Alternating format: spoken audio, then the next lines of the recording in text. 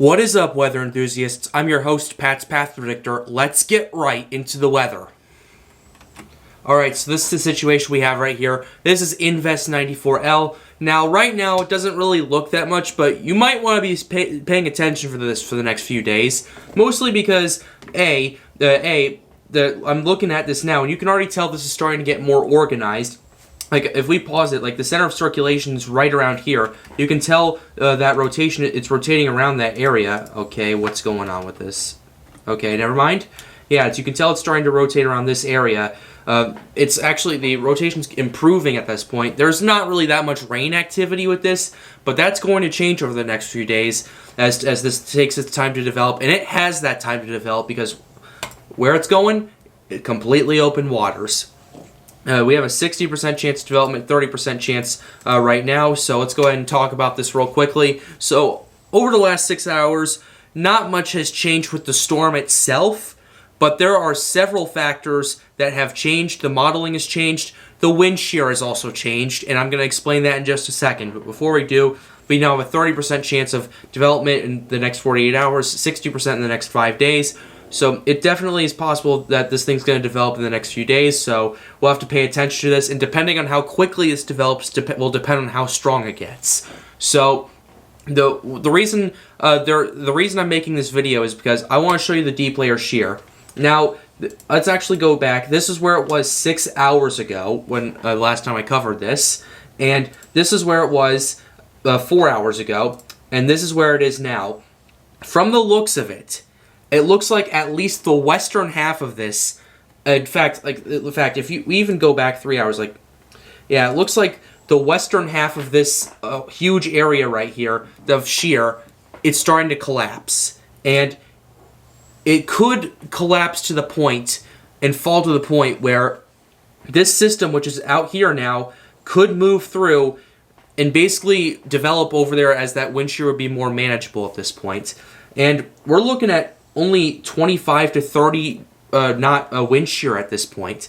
If this thing continues to collapse, and it might, and eventually that more neutral to favorable wind shear reaches this area, it could be open season for this thing.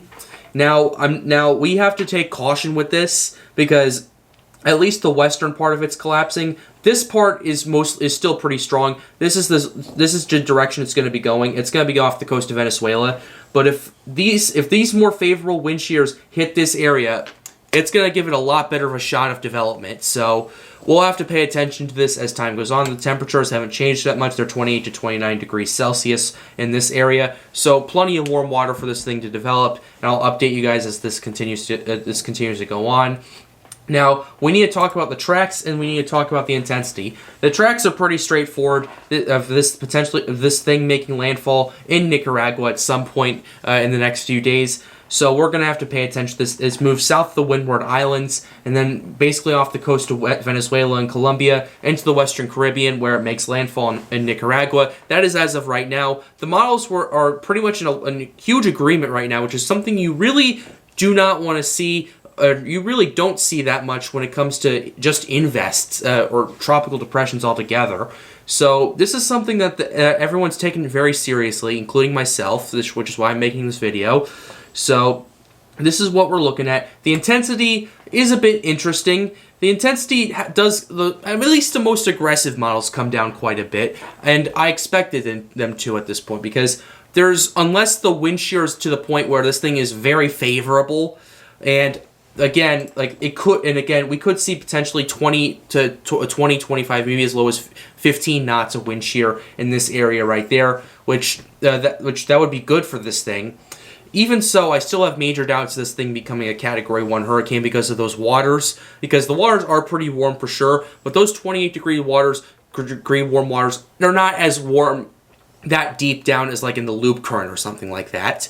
So there are going to be some limitations when it comes to that, but as time goes on, the next month and a half, that's going to change. So everyone needs to stay tuned. The majority of the models at least agree that it's going to, at least a slight majority agree it's going to be a hurricane at some point. But as time goes on, we'll have to figure that out as time goes on. For me, it's too early to say that how strong this thing's going to be. but it has that potential of becoming a hurricane, which if it does, my estimate, it would probably be around a Category 1 hurricane if it is a hurricane. So a general wind speed from the Pat's Path Predictor right here, it's too early for me to say, so I'm not going to say anything until when it comes to like exact numbers until a later date, but this is an interesting thing to take a look at. The H-Wharf has this thing only as a tropical storm, which that's usually the most aggressive model, which I find kind of interesting right now, but we'll have to pay attention to that. So this is the GFS model right here. This is where it makes landfall in southern Nicaragua with basically winds of 982, potentially a mid-range Category 1 hurricane right here. So that's something interesting to take a look at. Right there. Let's go ahead and let's actually go ahead and pinpoint this whole thing out if the GFS is correct. And it doesn't really develop until after past the Windward Islands, and then it actually makes landfall in parts of Venezuela, and then that's when it starts developing, and it develops at a rather quick pace, and then makes landfall and moves into the Pacific Ocean, which would be an interesting outlook if you think about it. Now let's go ahead and take a look at the HMON model with this now. So basically, this thing will not start developing for the next few days, and then eventually it'll start developing as time goes on. Probably not until it approaches the Windward Islands, where it becomes a tropical storm, and it starts to intensify from there into a hurricane, potentially a rather strong Category 1 hurricane, actually, as time goes on.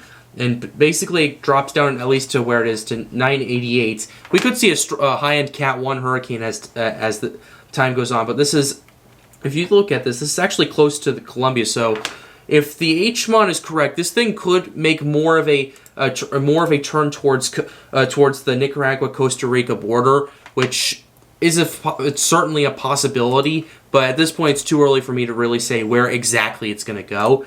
The H-Wharf we need to take a look at. We'll look at the CMC. This thing has it going down to 991, and it's essentially this far out. It has it moving really close to the south, around off the coast of Colombia, and that development basically it actually starts to really get its act together as it's approaching the Windward Islands, similar to the HMON, but it doesn't really start to intensify that rapidly until after it enters the Caribbean. All these models are agreeing that it's not not going to really start to really massively intensify until it reaches the Caribbean, which I will say, like, if it develops before it reaches the Windward Islands, then it's already in good shape, because if that wind shear continues to go down as it has been over the last a few hours or so, then this thing could, once it hits the Central Caribbean right here, it could be open season for this thing.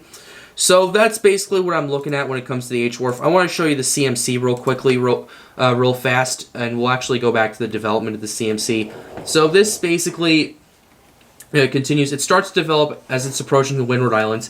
It makes landfall in Trinidad and Tobago, and this is a pretty interesting scenario we have it, because normally this thing swings hard to the north or something like that, but this thing has it making landfall in central Nicaragua as either a strong tropical storm or a weak hurricane. So that's the situation we're looking at here, and I will continue to update you guys as the situation develops. This is going to be a very fluid situation for the next few days, so please keep that in mind.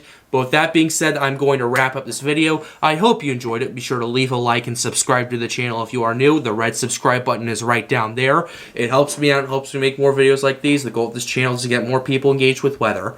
And it's also to inform them and alert them of potential hazards like Invest 94L, which now has a more likely chance of developing down the road. But with that being said, guys, have a wonderful day. Stay safe.